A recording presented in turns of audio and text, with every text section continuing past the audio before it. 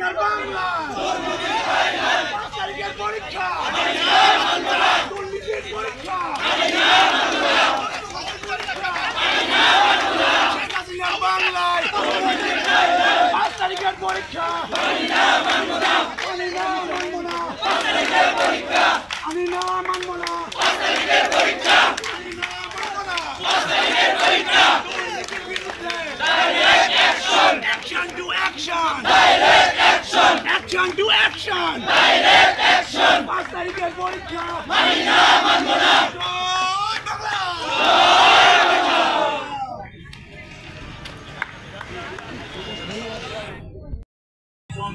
আমাদের একটা সমস্যার কারণে সেটা জানেন আপনারা 2024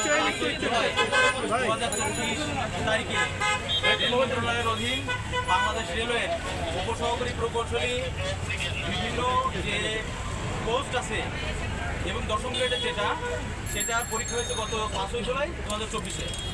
তো সেই পরীক্ষার প্রশ্ন ফাঁস হয়েছে এরকম একটা অভিযোগ এবং আমরা যেটা চ্যানেল 24 আপনারা জানেন যে তারা দেখিয়েছে।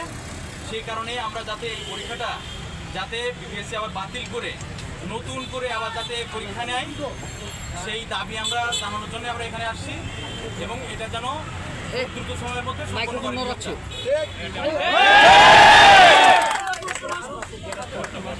আর যারা প্রশ্ন ফাঁসে জড়িত সেই সমস্ত যারা আছে তাদেরকে আমরা আইনের আওতায় নিয়ে আসার জন্য দাবি জানাচ্ছি।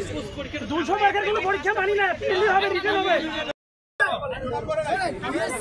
আমাদের সব সাথে পূরণ করে প্রথমত কথা যে আমি ছোটকালে ছিলাম নাট্যকার হইতে বুঝছেন, তো আমি নাট্যকার হইতে পারি না পরিবারের চাপে। হ্যাঁ, তো বিএসসি আমার সেই নাটকের একটা চরিত্র বানাইছে, বিশিষ্ট ক্যারেক্টার, একটা মঞ্চ বানাইছে যে আমি নাটক করি, বুঝতে পারছেন?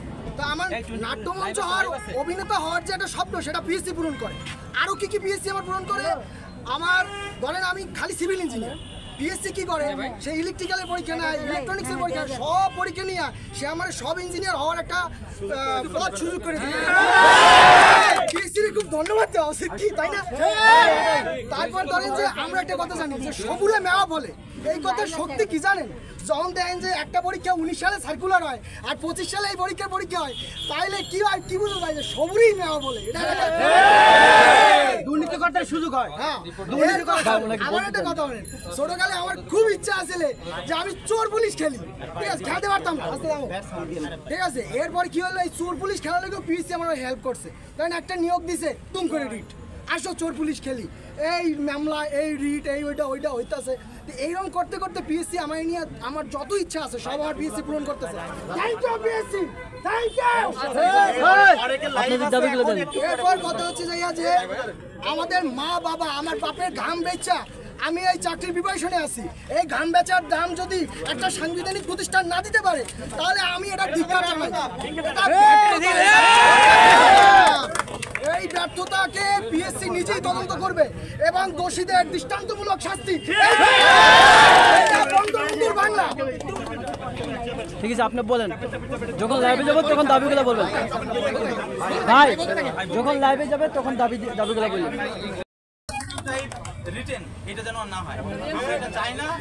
এবং আমরা যে 5 তারিখে যে আমাদের যে আমাদের সাথে যে ঘটনাটা ঘটেছে, আমরা যে মেধাবীদের যে অবস্থাটা এবং দুর্নীতি যেটা হয়েছে সেটা যেন তদন্ত করে ব্যবস্থা নেওয়া হয় এবং এই পরীক্ষাটা বাতিল করে আবার যেন পুনরায় খুব দ্রুত সময়ের মধ্যে যেন আবার পরীক্ষাটা ব্যবস্থা করা হয়।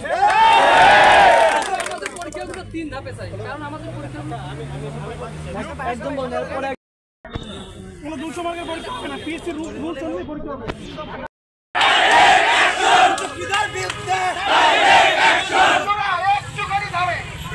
আমাদের যে সংগ্রামী বন্ধুরা আছে তারা আমরা বক্তব্যগুলো রাখি সাংবাদিক গণমাধ্যমের সামনে, সেখানে আমি ধন্যবাদ জানাচ্ছি সকল ভাইরা আজকে আমাদের আন্দোলনে কভারেজ করতে আসছেন, তাদেরকে অসংখ্য ধন্যবাদ। আপনারা জানেন পিএসসি একটি সাংবিধানিক প্রতিষ্ঠান, পিএসসি একটি সাংবিধানিক প্রতিষ্ঠান, আমাদের সবার আস্থা ভালোবাসার জায়গা হয়েছে পিএসসি।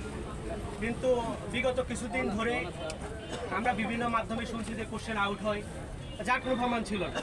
কিন্তু রিসেন্ট একটা বেসরকারি টিভি চ্যানেল 24 তাদেরকে ধন্যবাদ জানাচ্ছি। তারা হচ্ছে এই পিএইচসির হচ্ছে এই যে দুর্নীতি হচ্ছে এই দুর্নীতিটাকে জনসম্মুখে এবং জনসাধারণের সামনে এনেছে এবং এটা প্রমাণিত যে এটা এবং পিএইচসি দুর্নীতি হয়েছে এটা প্রমাণিত। যারা দুর্নীতির সাথে জড়িত ছিল ইতিমধ্যে হচ্ছে আপনারা অবগত আছেন, যারা দুর্নীতির সাথে মানে প্রশ্ন ফাঁসের সাথে জড়িত ছিল তারা স্টেটমেন্ট দিয়েছেন এবং সেটা প্রমাণিত এবং তাদের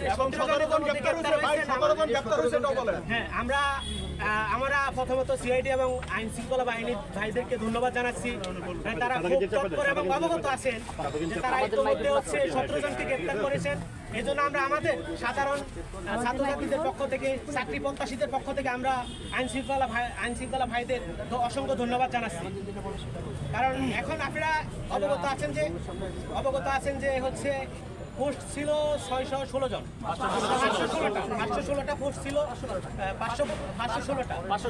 আচ্ছা, এর ভিতরে কোশ্চেন আউট হচ্ছে প্রায় 700-800 ওনাদেরই আছে। তাহলে বুঝছেন, তাহলে একটা পরীক্ষায় যদি 515টা পোস্টে যদি 700-800 কোশ্চেন বিক্রি হয় তাহলে জেনারেল যে প্রার্থী এরা মেধাবী ছাত্রছাত্রী এরা কোথায় যাবে? দিনের পর দিন পরিশ্রম করে এরা পড়াশোনা করতেছে, এত বছর ধরে মেধাবী স্টুডেন্টগুলো তারা বঞ্চিত এবং খুব ভালো মার্ক পায়ও তারা হচ্ছে দুর্নীতিবাজদের সাথে যুক্ত হইতে পারতেছে না, টিকতে পারতেছে না। এই জন্য আমাদের হচ্ছে আজকে আমরা 3 দফা দাবি নিয়ে আসছি। সেটা হচ্ছে যে রেলওয়ে কোশ্চেন যেহেতু পাস হয়েছে এবং যার প্রমাণও আছে আমাদের কাছে এবং মিডিয়া ভাইদের কাছে, সেহেতু রেলওয়ের পরীক্ষা বাতিল করে পুনরায় পরীক্ষা নেওয়ার জন্য আহ্বান জানাচ্ছি। দ্বিতীয়ত হচ্ছে যে যতগুলো আবেদন পেয়েছি এখন যেটা করতেছে আবেদন করে আলাদা আলাদা টাকা নেই, 5টা পরীক্ষা নেই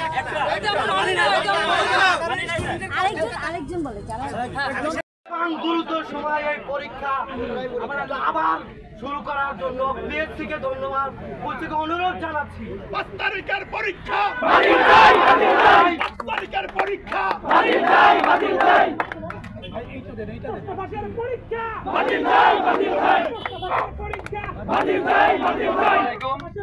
আপনারা সকলে অবগত আছেন আজকে আমরা কি জন্য পড়াশোনার টেবিল ছেড়ে আমরা বিভিন্ন বেসরকারি সেক্টরে জব করি, সে জব ছেড়ে আজকে কেন আমরা আমাদের অভিভাবক প্রতিষ্ঠান বাংলাদেশের সাংবিধানিক প্রতিষ্ঠান বিপিএসসির সামনে এসে দাঁড়িয়েছি? তার মাত্র একটি কারণ, এই বিপিএসসিতে যারা প্রশ্ন ফাঁসের মাধ্যমে আমাদের মতো মেধাবীদের বিলম্বিত করছে, আমাদের